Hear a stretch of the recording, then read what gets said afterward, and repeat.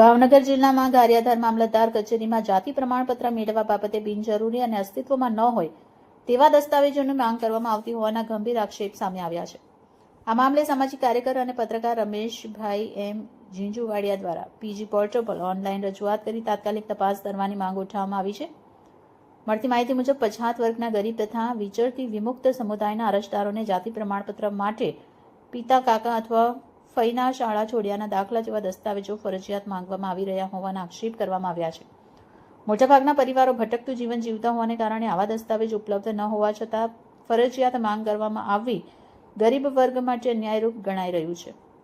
રજૂઆતમાં ઉલ્લેખ કરવામાં આવ્યો કે સુપ્રીમ કોર્ટના મહત્વપૂર્ણ ચુકાદા મુજબ જાતિ નિર્ધારણ પ્રક્રિયામાં સંવેદનશીલતા તથા હકીકત આધારિત તપાસ અનિવાર્ય છે અને અસ્તિત્વમાં ન હોય તેવા દસ્તાવેજોની માંગ કાયદેસર માન્ય નથી.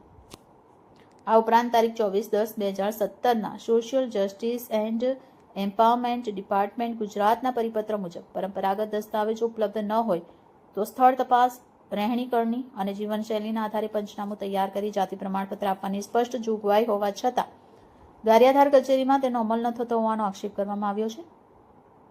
રમેશભાઈ ઝીંઝુવાડિયાએ રજૂઆતમાં ભાવનગર કલેક્ટરશ્રીને ગારિયાધાર મામલતદાર કચેરી ખાતે ઓચિંતા મુલાકાત કરી અરજદારો પાસેથી સીધી માહિતી મેળવી વાસ્તવિક પરિસ્થિતિ બહાર લાવવા કડક માંગ કરી છે. આ ઉપરાંત રજૂઆતમાં બિનજરૂરી દસ્તાવેજોની માંગ અંગે નિષ્પક્ષ તપાસ હાથ ધરવા જવાબદાર અધિકારીઓ સામે વહીવટી કાર્યવાહી કરવા તથા તારીખ 24/10/2017ના પરિપત્ર મુજબ પારદર્શક અને સરળ પ્રક્રિયા અમલમાં મૂકવા તાત્કાલિક પગલાં લેવા પણ જોરદાર માંગ કરવામાં આવી છે. Reporter Jaybhai Bagiya, A2Z news, Mahuva. મારું નામ છે રમેશ ઝીંઝુવાડિયા, ગામ મોટા કુટોડા, તાલુકો મહુવા, જિલ્લો ભાવનગર. હું છેલ્લા 3 વર્ષથી સામાજિક ક્ષેત્રે કામગીરી કરું છું.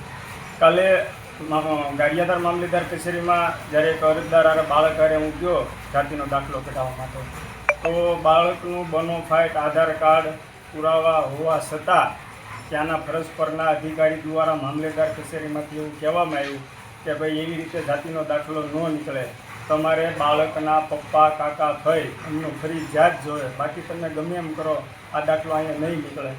અમે એમને ખૂબ સમજાવ્યા, નાયબ મામલતદારને સમજાવ્યા અને મામલતદારને પણ અમે મળ્યા, તો એમના દ્વારા પણ અમને એવું કહેવામાં આવ્યું કે ભાઈ રમેશભાઈ આ દાખલો ક્યારેય નીકળે નહીં, બાળકનું કામ હાલવું હોય તો હાલે પરીક્ષામાં અથવા ન હાલે, પણ અમે આવા દાખલા કાઢી દેવું નહીં.